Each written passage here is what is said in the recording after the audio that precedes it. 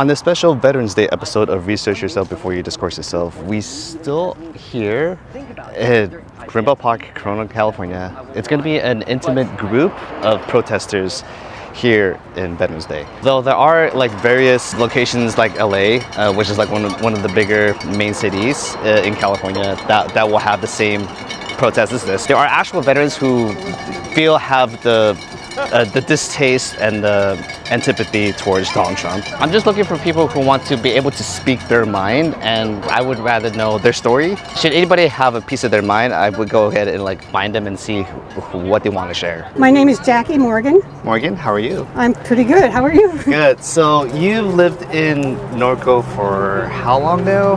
43 years. And you got any veterans near you? Are you like a spouse or a wife to a veteran? Or? Yes, to a veteran, a non-combat veteran. What did he serve? He served in the Navy, and he was a radioman and doing a lot, and a top secret clearance. And he was doing a lot of the communications across the Pacific Rim during the Vietnam War. Oh, dude. You know, from the Solomon Islands all the way up to Adak, Alaska. That is some serious work. Yeah. What's his name?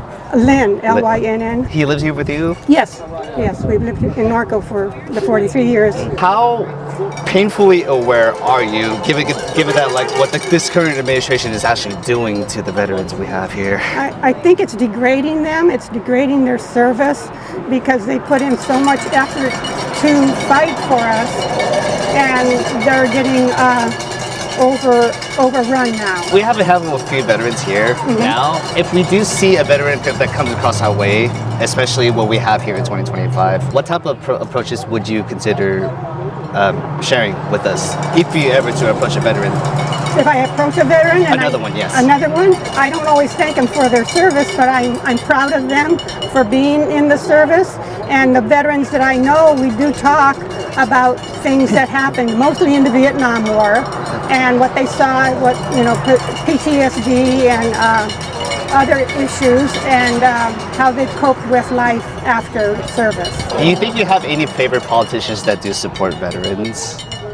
Any official ones that you tend to lean on and agree to that they're actually looking out for you? Or do you think that there are politicians out there that do not serve the best interest to you or your husband? I don't know very many.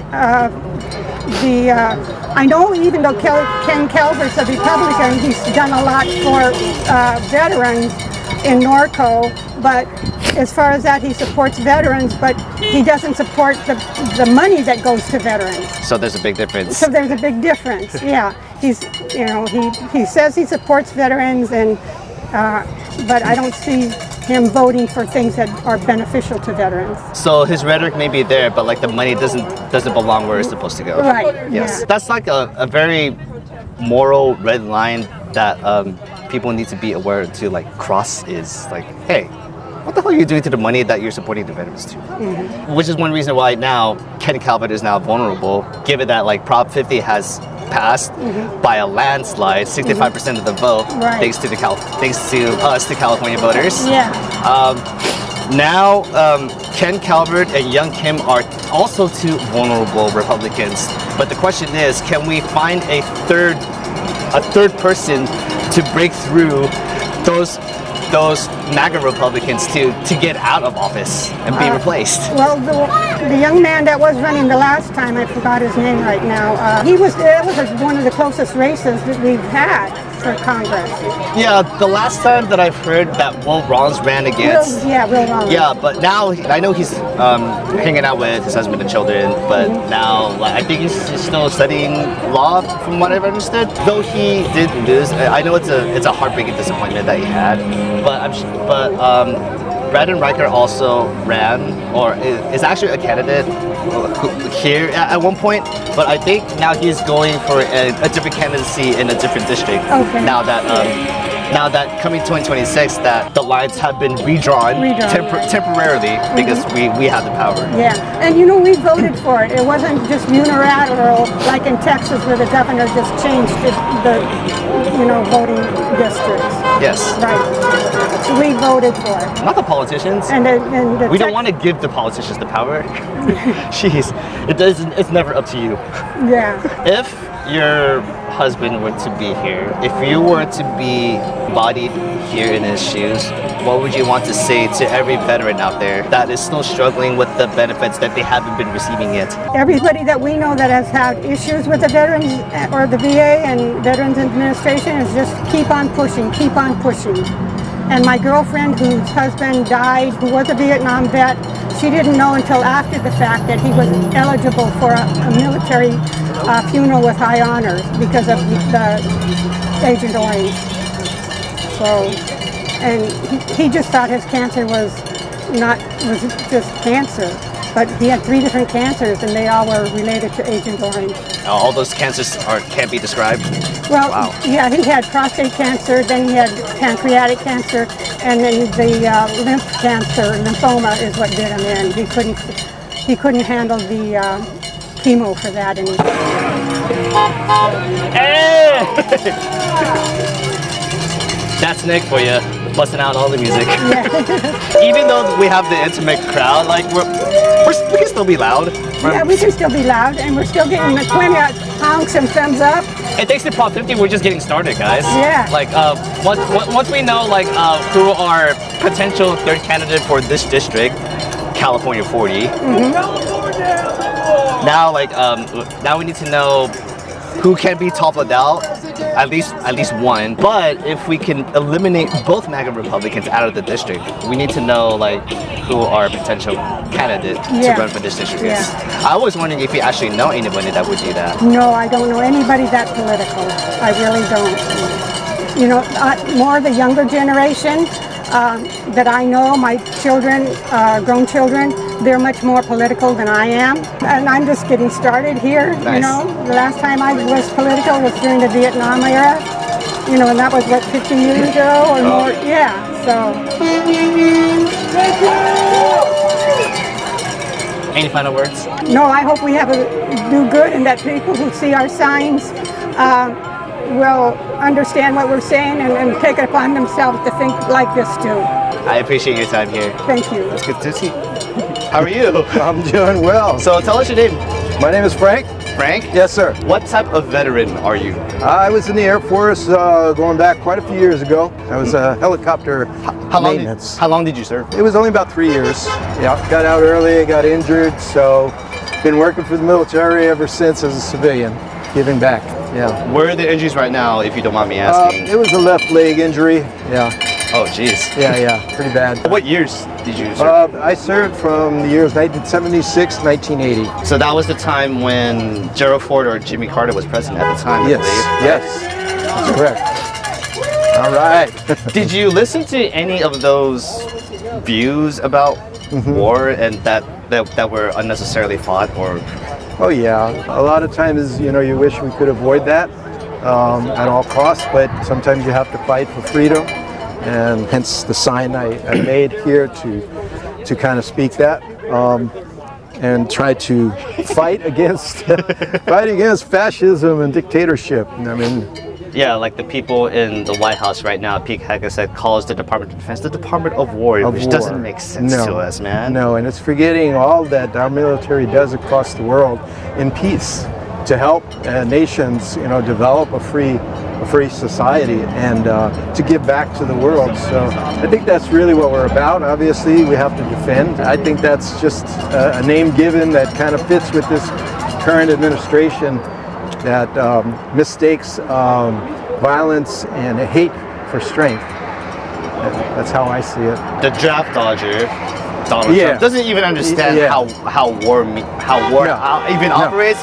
Well, he actually, war doesn't necessarily have to be about weapons. It's about like other tools that you can use. Right. Like diplomacy, fighting hunger, like you say. Yes. And tariffs is also a tool of war, and like other world leaders out there are already laughing at him anyway. They are.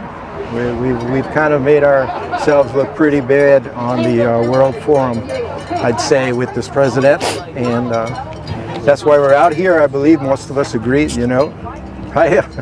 Hey. That we can do better than this in this country. Oh. Hey.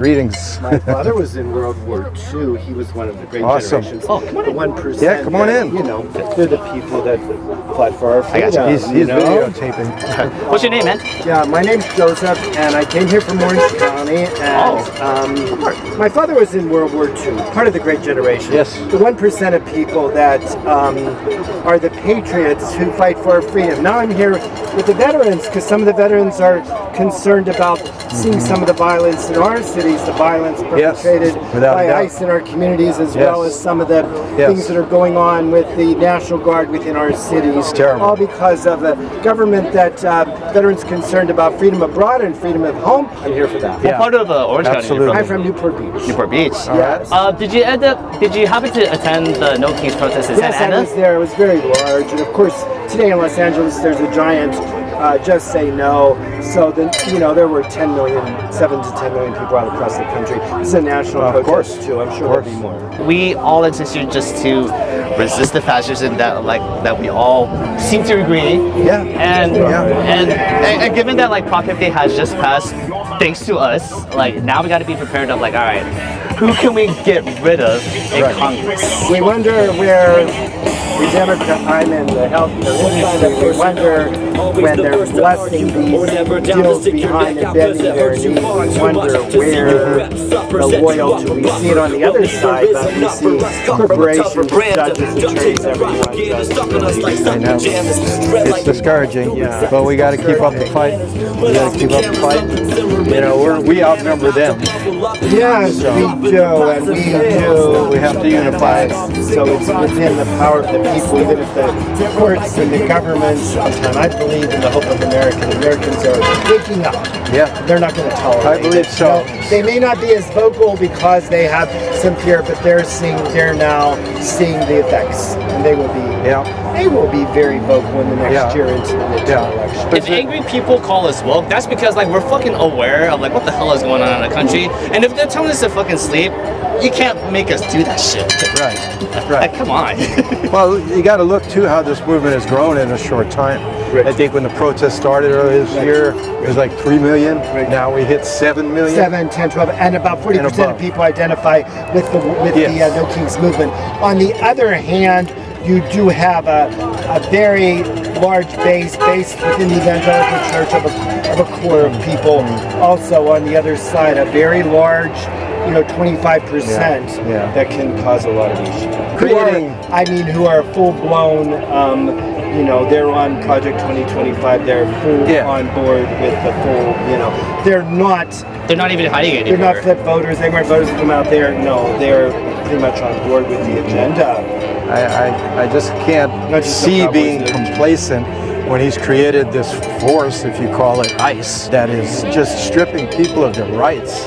And right, because the Gestapo, what the fuck did you just come from? Right. Yeah. Immigration things are civil. They are not really criminal. They are not. They're warrant-based arrests. But even people that have been injured have been American citizens, have been taken, separated from their families, then placed around and not allowed to.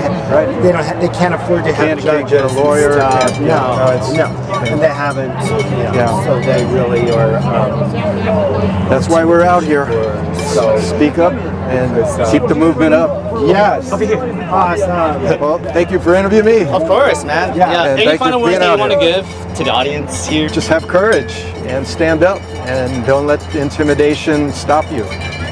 Speak up. Life is a fight, life is a struggle, and this is part of it. So this is something our country's going through, has not gone through in most of the Gen Z and the millennials, but my father's generation did go through it, the communist scare. And so this is something that America's going through at a time when most developed countries aren't. Kind of a conundrum for a country with 410 million people thought to have, at the 250th anniversary of the Declaration of Independence, we're rolling into a very chaotic year, very uncertain year.